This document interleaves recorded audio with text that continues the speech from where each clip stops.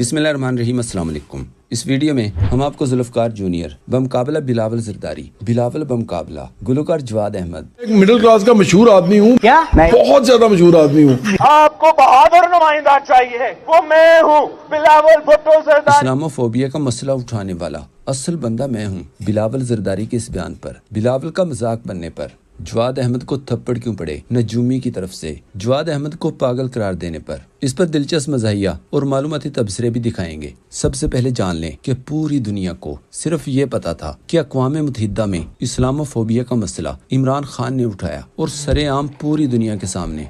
The Prophet lives in our hearts.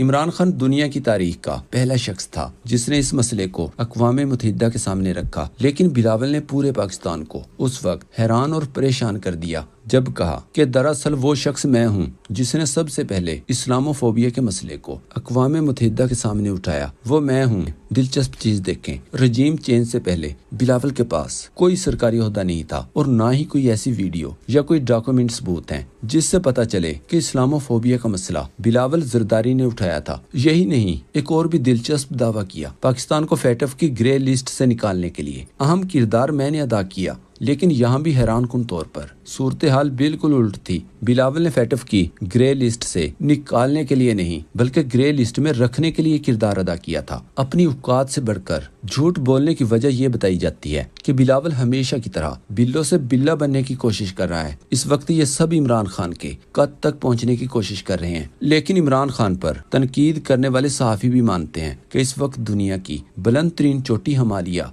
या mount Everest नहीं बल्कि इमरान खान का सियासी कद है जो इक़्तिदार से निकलने के बाद इतना ऊंचा हो गया है। जिस वक्त उसे वज़ीर आज़म हाउस से निकाला गया उस वक्त के बाद वो इतना बड़ा हो चुका है कि इस वक्त दुनिया की बुलंद तरीन चोटी माउंट एवरेस्ट या K2 नहीं है।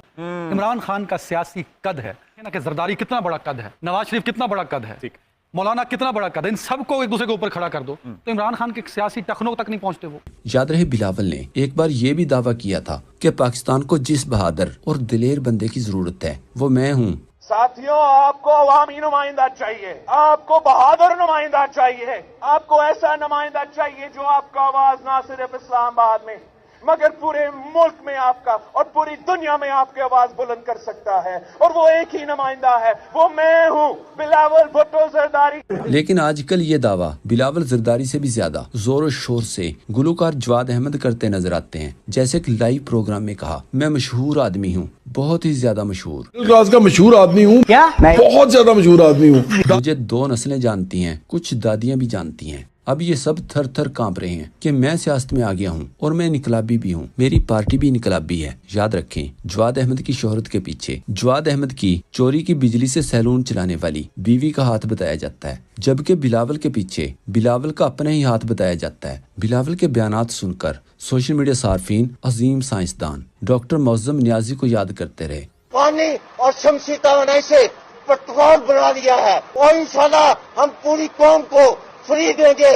जवाद अहमद बिलावल के मुकाबले में जुल्फकार जूनियर की एंट्री और बिलावल के इन हैरान कुन दावों पर दिलचस्प तबसरे होते रहे। जैसे बिलावल का बयान कि इस्लामोफोबिया का मसला मैंने उठाया, इस पर एंकर पर्सन इमरान रियाज खान ने तंज किया, लिखा सबसे पहले पाकिस्तान में साइलेंसर निकाल कर वन विलिंग भी मैंने की थी, गुटके की पीक से दीवारों पर नक्शो निगार का आगाज भी मैंने किया था। बिलावल को मीर मोहम्मद ने जवाब दिया, जी बेटा, इमरान खान तो वहाँ ठेला लगाकर आवाज लगा रहा था, चने ले लो चने, गर्मा गर्म चने। सभी काजमी ने ट्वीट किया, ये तो एटमी धमाकों वाले क्रेडिट से भी आगे निकल गया। और कुछ जमील शेख ने लिखा, इतलाए आम कि बिल्लू रानी झूठ का पलंदा है, कोई ऐसी इन्फॉर्मेशन जिसकी बुनियाद पर रजीम चेंज ऑपरेशन से पहले इनके पास कोई सरकारी ओहदा हो, जिसकी बुनियाद पर इसने अक़वाम मुत्तहिदा में इस्लामोफोबिया से रिलेटेड करारदाद पेश की हो। अगर हैं तो पब्लिक करे। मलिहा हाशमी ने एक क्लिप शेयर करते हुए ट्वीट किया, अभी हाल ही में बिलावल ने दावा किया कि उन्होंने अक़वाम मुत्तहिदा में पहली मर्तबा इस्लामोफोबिया का मसला उठाया, जबकि ये रही वो वीडियो जब इमरान खान हुकूमत पाकिस्तान को फैटफ की ग्रे लिस्ट से निकलवाने के लिए कानून साजी कर रही थी तो बिलावल और शहबाज असेंबली से वॉकआउट कर गए।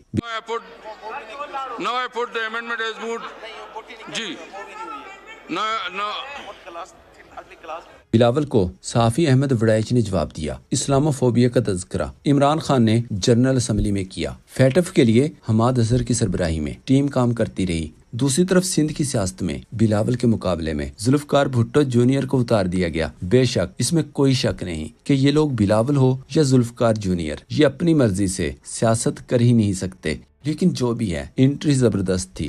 ذوالفقار علی بھٹو عوام کا نوکر تھا اور ہم آپ کے بھی نوکر ہیں۔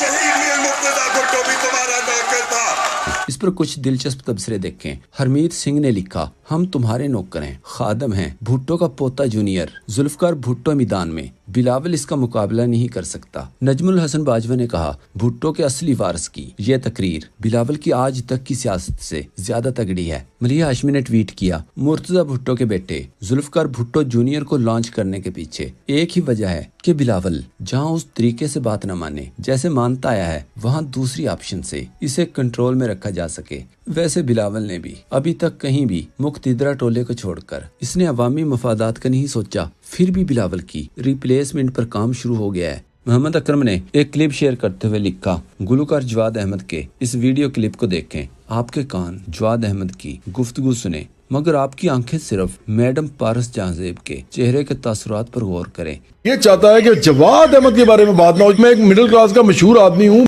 بہت زیادہ مشہور آدمی ہوں، دادیاں بھی جانتی ہیں مجھے، میرے سے اتنا ڈرتے ہیں کہ آپ سوچ بھی نہیں سکتے۔ ماہر علم نجوم صادق ملک نے جواد احمد کو پاگل قرار دے دیا۔ جواد احمد کو تھپڑ مارنے کا واقعہ شیئر کرتے ہوئے کہا، اس کے دفتر کے جنریٹر کے دھوئیں سے ہمارا سٹاف بہت تنگ تھا۔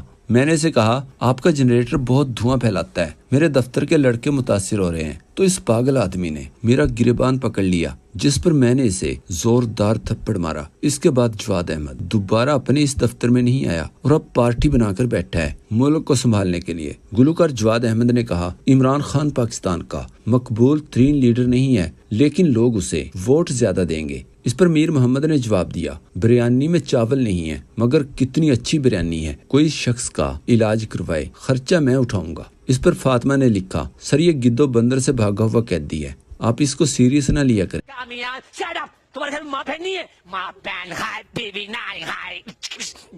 ایک نے کہا، بھائی یہ لا علاج ہے، اس کو دعا کی نہیں دعا کی ضرورت ہے۔ ملیحہ ہاشمی نے ٹویٹ کیا، جواد احمد چونکہ عوام میں بے انتہا مقبول ہیں، اسی لیے ان کو کوئی ووٹ نہیں دیتا۔ فاشا نے کہا، جواد احمد تم ایک جاہل اور گھٹیا آدمی ہو جس کی باتوں میں کوئی لاجک نہیں، کوئی سینس نہیں۔ تم بجلی چوری کرتے رنگے ہاتھوں پکڑے گئے، معاشرے میں تمہاری ٹکے کی عزت نہیں ہے۔ تم صرف عمران خان اور ان کے سپورٹرز پر گھٹیا بکواس کر کے خبروں میں رہتے ہو، ورنہ تمہیں گلی کے کتے بھی راستہ نہ دے۔ ایم کیو ایم نے اعلان کیا، بجلی کی قیمت میں کمی کرنے میں ایم کیو ایم کا بھی کردار ہے۔ اس پر ایک سوشل میڈیا صارف نے لکھا، کوئی دانشور مجھے جواد احمد اور ایم کیو ایم میں فرق ڈھونڈ کر دکھائے۔